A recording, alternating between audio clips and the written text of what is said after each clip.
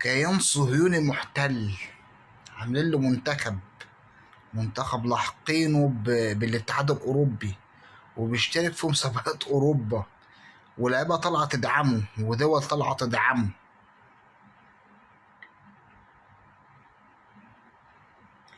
واحنا اما نلعب ماتش مع منتخب فلسطين يقول يا سلام ده احنا لعبنا ماتش مع منتخب فلسطين. او مرة الزمالك زمان من 20 سنة يروح غزة يلعب ماتش يقول لك يا ده احنا بص احنا لعبنا ماتش معاهم.